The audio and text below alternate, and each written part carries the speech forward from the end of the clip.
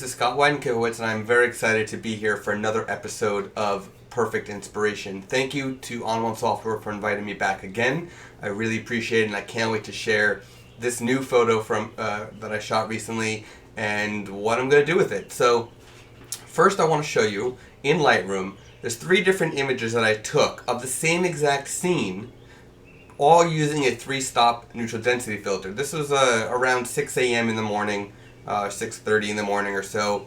It was a raining day, so I had a rain cover on. I had to constantly clean the neutral density filter.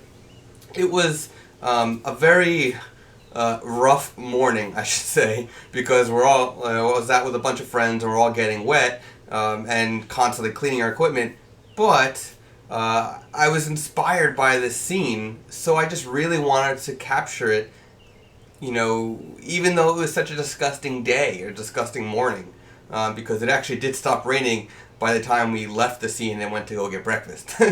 So you can see here I took 3 shots. The reason why I did this was so that I could use the focus stacking technique in Photoshop to then sort of increase or make the depth of field deeper. So I've got 3 different exposures, and then I actually went through, I'm not going to go through the focus stacking settings right now of how to do focus stacking. I do have a video that is going to be on my website soon enough, and it will actually be in my long exposure ebook that I'm working on as well. So I'm not going to go through it right here in the Perfect Inspiration, but here is the final result of the 3 photos focus stacked so that the depth of field is a lot deeper than it would be normally. Focus stacking is great for macro shots. It's also very useful for some landscape photography, not all, but some. So here's my final result. Now, it's not done here though. Now this is, I went into Photoshop, did the focus stacking, I'm back in Lightroom, did a few minor tweaks, but then I want to bring it into On1 Software's Perfect Photo Suite. So I'm going to go Edit In, and I have it here as another Edit In option. And I'm going to do Edit a Copy with Lightroom adjustments because I don't want to override my original focus stacked Photoshop file. I like to preserve that until it's time for me to get rid of a Photoshop file or shrink the layers, etc. So while this is going, I'm going to hit pause on the video, and it will load in the Perfect Photo Suite. Here we are in Perfect Layers, and the first thing I want to do is actually bring it into Perfect Effects. Now that I'm in Perfect Effects, I want to add some of the presets, some of the effects to the image to bring out what I was envisioning while I was taking the photo. And the first thing was, it's a little bit warm, and I actually want to cool down the water. So I'm going to go here, and actually I have a bunch of favorites that I have. There's the effects favorite to my presets tab. So some of the built-in presets that I have as my favorites, one of them is warm highlights, cool shadows. Now I'm going to click that and add that to this image, but I don't want to use the warm highlights part of it. I just want to use the cool shadows. So the first thing I'm going to do is bring down the slider up and down until I find it to where I like it. So you can see it's getting a little cooler as I raise it, and that's right about where I like it. And the next thing I'm going to do is take my Wacom pen, and I'm actually going to turn on to the masking, and I'm going to actually, let's turn on the red preview, mask red, and I'm going to raise my, actually make the mask bigger, and we're going to paint away the areas where I don't want the effect to show. And I'm not being perfect just yet because I'm not to the point where I need to have it perfect. You'll see what I mean in a second. Okay, so here I have the mask removed. I'm going to actually take away the mask, the red, so you can see. So there it is. That's before and after. So I do need to get closer though, just so that it's more precise. Otherwise it wouldn't be usable for print. Let's not show this again. And I turned on Perfect Brush, and I'm going to get closer to the waterfall and to all the areas that I want to remove that effect. You can see it does bleed over to the waterfall a little, but it's not terrible, and if I wanted to, I could zoom in and get more precise, but for this video I'm just going to go through it so you get an idea of what I'm trying to do. Alright, so there we go. Let's turn off the preview. Let's turn off Perfect Brush. A little bit of advice: if you're not using Perfect Brush, disable it, because when it's enabled, the algorithms are thinking whenever the brush is moving. So it actually will slow down your machine a little bit because the software is churning more and thinking more. So keep that off when you don't need it. So here's the current, and then here's before and after, before and after. And you can see it cooled it down just a little, but left this all okay. So the next thing I want to do is actually add a new layer of effect. It's an empty layer, and I want to bring up the tonal contrast of certain points. So I'm going to add another layer of tonal contrast, and you can see it's very strong.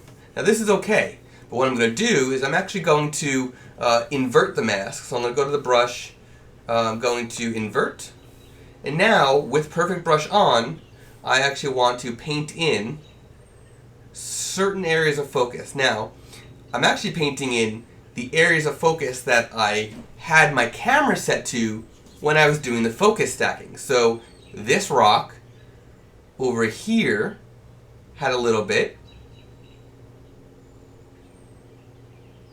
and then I did it over here as well on the brick.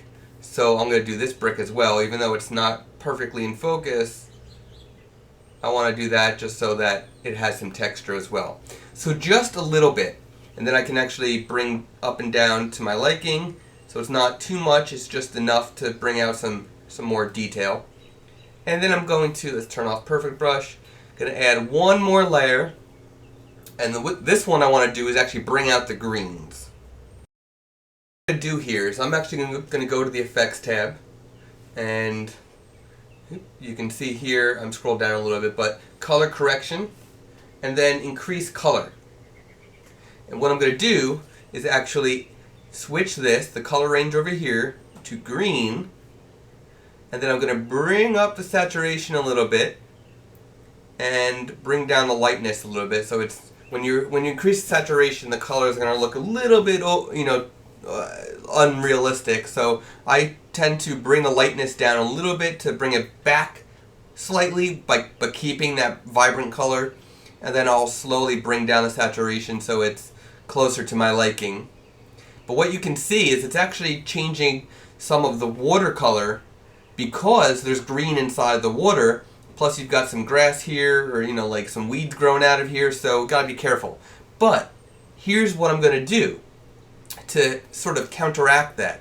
So I'm going to go back to the Warm Highlights Cool Shadows layer, and I'm going to take the mask, copy the mask, because remember this is only the water, go back to the Increase Color layer, mask, I'm going to paste the mask, and then I'm going to invert the mask, and now it is only on the the forest, the woods area, and not on the water.